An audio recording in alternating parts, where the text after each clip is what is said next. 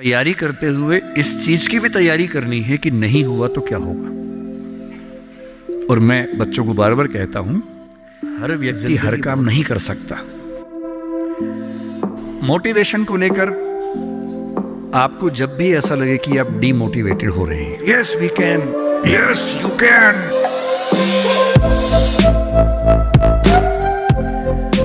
Motivation को लेकर आपको जब भी ऐसा लगे कि आप डीमोटिवेटेड हो रहे हैं, देखिए मोटिवेशन के दो तरीके होते हैं।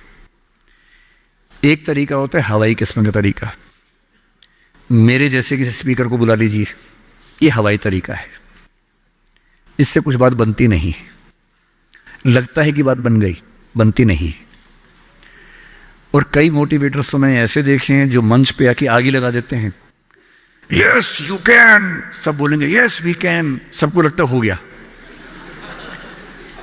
वो असर रहता है आधे घंटे तक,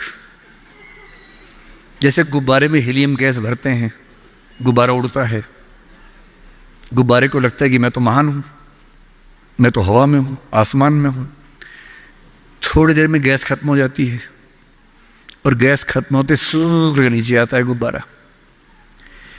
एक तो वैसा मोटिवेशन है कि मैं थोड़ी आग लगा दूं, 10 बार जोर से बोलूं, आप भी बोलो जोर जोर से, एकदम खून गर्म हो जाए, आप बाहर निकले, आपको लग रहा है कि आप कुछ भी कर सकते हैं, आधे घंटे बाद लग रहा है अरे हम तो वैसे के वैसे हैं। एक तो वो मोटिवेशन है जो आधे एक घंटे वाला होता है, उसमें मेरा कोई इंटरेस्ट नहीं है, ना मैं वैसा मोटिवेटर बनना चाहता हूं। असली मोटिवेशन कहां से आता है? एक तो असली मोटिवेशन ऐसा नहीं होता कि एक साल में एक स्पीच सुनी, एक साल के लिए मोटिवेट हो गए, नहीं। असली मोटिवेशन आता है जिंदगी की जरूरतों से, आसपास से, डेली लाइफ से आता है। और डेली लाइफ से मोटिवेशन चाहिए तो क्या करना चाहिए? ये मैं 3-4 टिप्स दे रहा हूं, आप सब इसको फॉलो करें, आपको डीमोटिवेशन कम से कम नहीं होगा। एकदम आराम से जिंदगी जीनी है, दुखी होना ही नहीं है। सबसे पहली बात, अपने आप से इतनी उम्मीदें नहीं पाल लेनी है जो पूरी नहीं हो सकती।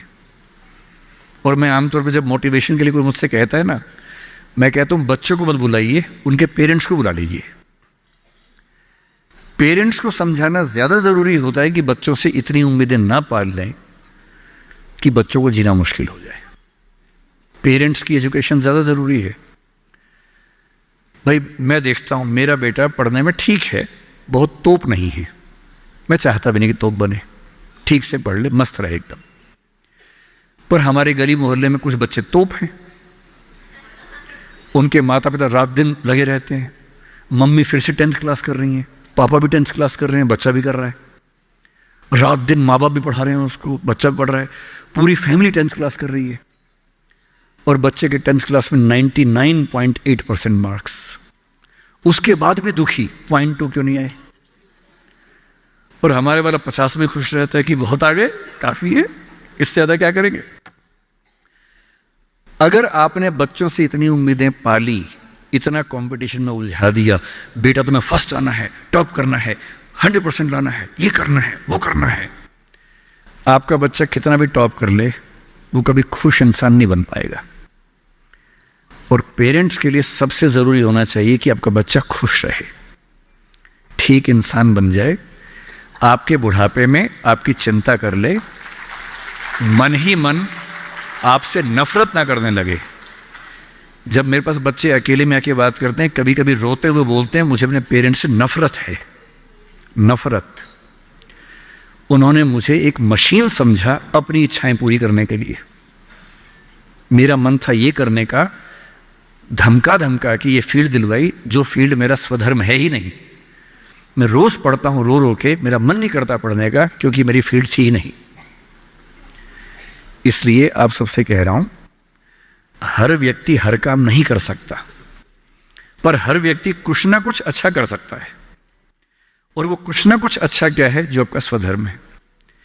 इतने उम्मीद मत पालिए।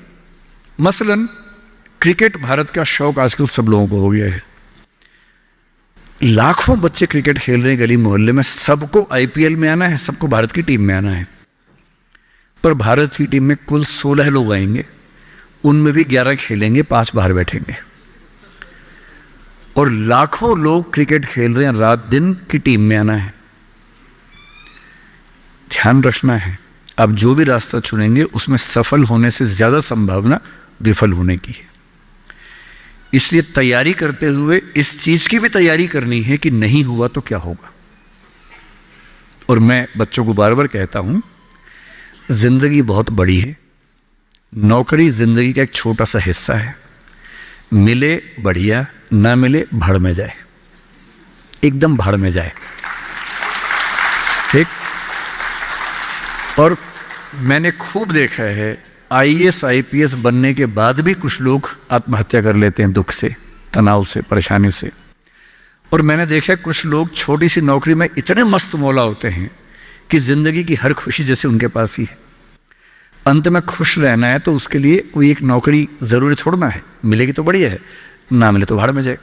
तो अपना तकिया कलाम बना लीजिए। तकिया कलाम का मतलब अपनी एक पंच लाइन बना लीजिए, अपनी एक मिशन स्टेटमेंट बना लीजिए कि ताकत लगाएंगे, पूरी ताकत से कोशिश करेंगे कि जो मैं चाहता हूँ, जज बनना है, पॉलिटिशियन बनना है, IAS बनना है, जो बनना है बनूँ, उद्यम करना है उद्यम करूँ, स्टार्टअप करना है स्टार्टअप करूँ।